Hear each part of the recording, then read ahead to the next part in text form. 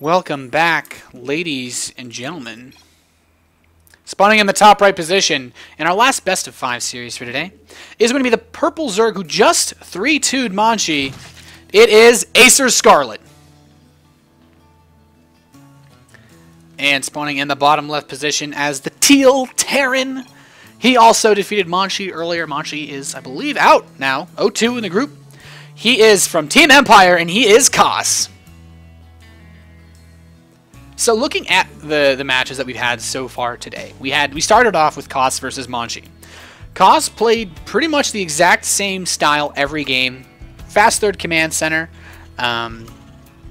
really heavy macro. In fact, Koss, without taking any real amounts of damage or dealing amounts of damage, was able to secure a 30 or approximately 30 supply lead around the 13-minute mark every game versus Manchi. He really pumped out the units really effectively, and he just macroed super hard. Scarlett, playing versus Manchi, threw in a little bit of cheese, went for macro games as well, was able to hold the all-in from Manchi in game number 2. So Scarlett, I think, is a little bit more of a volatile player when we look at this matchup. Koss, I expect him to do the same. I expect him to do as he has been doing. Fast third command center, probably going to stick to the bio play. Marine tank. It's very standard safe, and you know, if it ain't broke, don't fix it. That's just how Koss rolls, the ladder champion. Scarlett, however, we could see her mix it up. I don't think we'll see Hydralisk Nidus, but Roach Queen Nidus. Maybe this is a build that Scarlett experiments with. She's a difficult player to read. She throws different looks at players all the time. Koss, I don't think he'll be phased by it though. I think if he just sticks to his standard play, doesn't do anything a little ridiculous, doesn't take any unnecessary risks, should be fine. Scarlett, opening pretty standard here.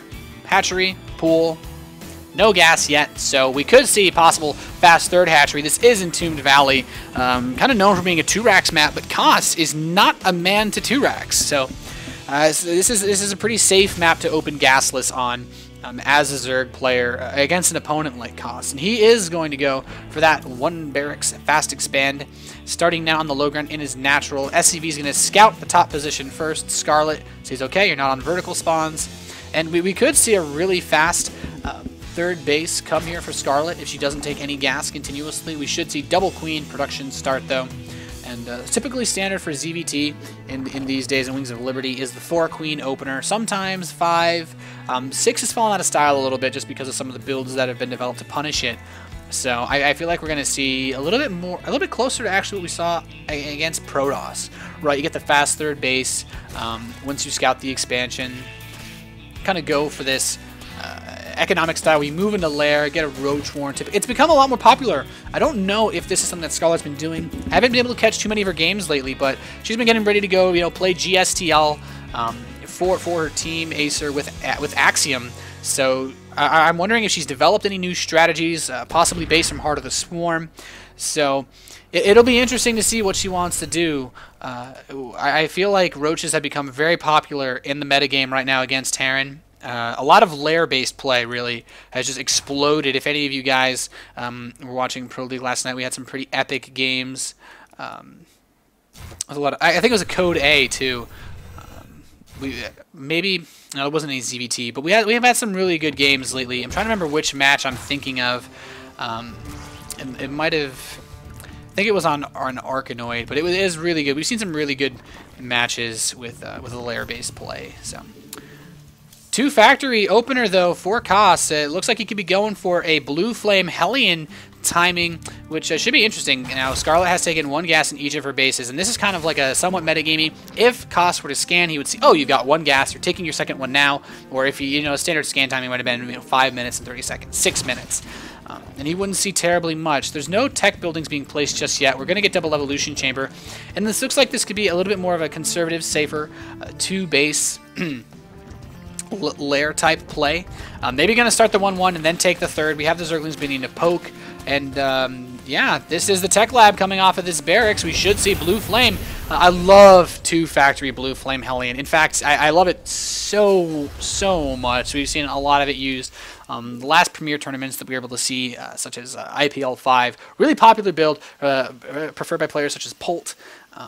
And you can kind of do a lot of things out of it, and I really like it because I don't know how much Heart of the Swarm Koss has been playing, but it's a much stronger in Heart of the Swarm because you don't even need to research Siege Mode. Your follow-up, your backup is just get a tank, crank out a tank or two. You can force a ton of roaches, and this is looking a little bit like a ZVP, except no fast third. We have the Lair starting, the Roach Horn starting, and that 1/1, and it's going to favor the Roach attack upgrade.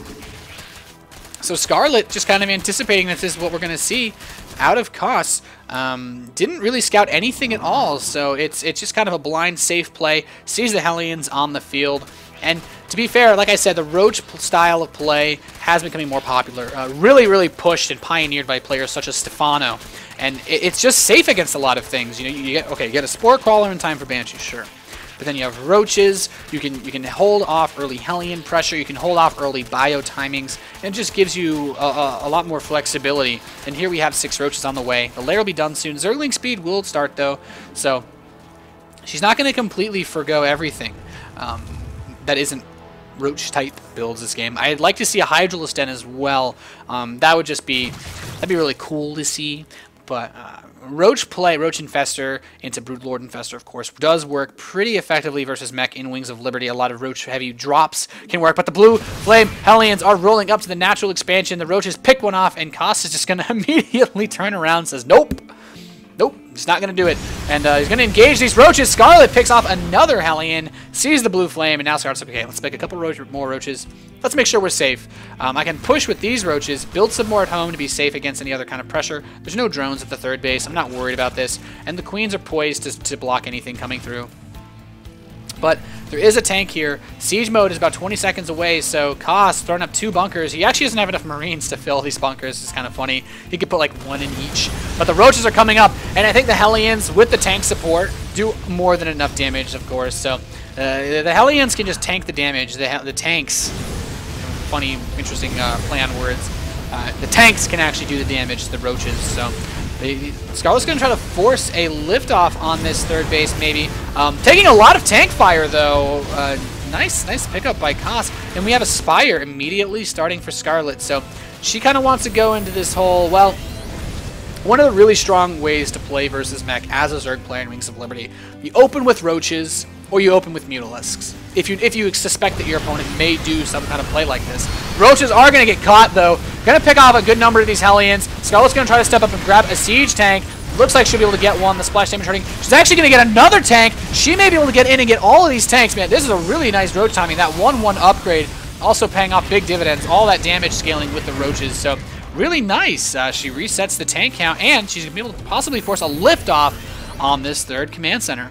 And here's the cool thing. As I was saying, you open with Roaches or you open with Mutalisks, and now that she's open with Roaches, she's killed tanks. Koss, he is in full tank production mode. He's like, all right, I got to get up a bunch of tanks, get up Hellions. Don't want to die to Mass Roach. I don't want to die to a Roach follow-up attack. I don't want to die to any kind of play like that, some kind of Roach Bane Doom Bust.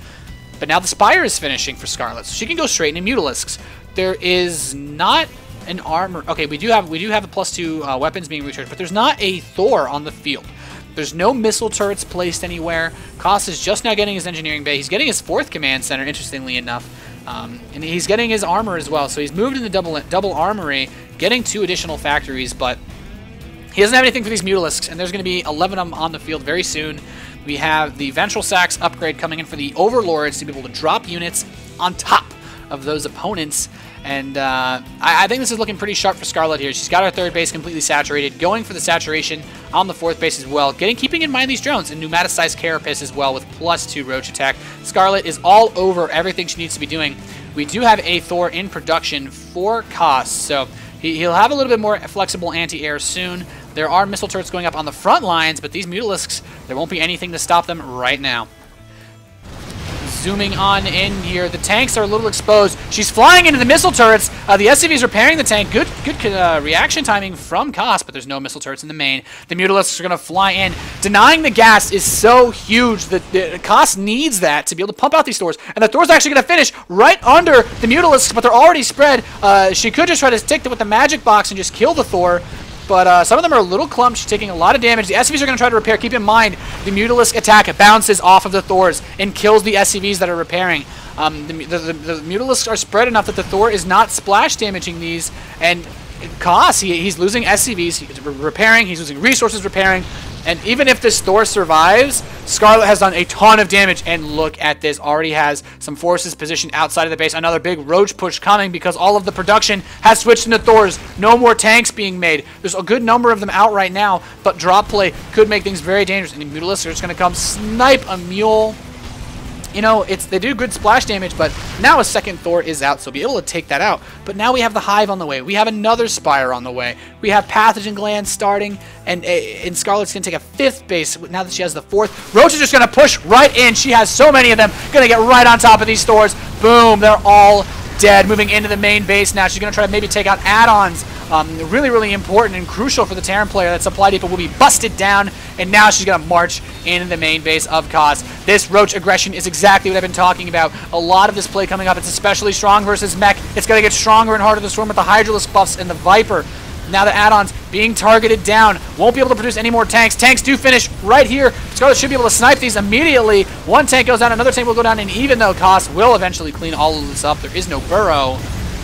Scarlett already has preparations for the next phase of her attack. A bunch of Overlords with that drop and that speed ability. Another tank's going to fall. Scarlett just doing a phenomenal job of keeping Koss from maxing out on this really strong mech army. The Roach is already at the 4th base to shut this down. And the tanks are so slow. You can't just stim this bio. You can't just get into medevacs and fly over. And now, Scarlett could even just go back into Mutalisk if she wanted to. In all honesty, I don't think she will. She's going to go right into the Hive. Just go, okay, I'll finish you off, Broodlord Infester.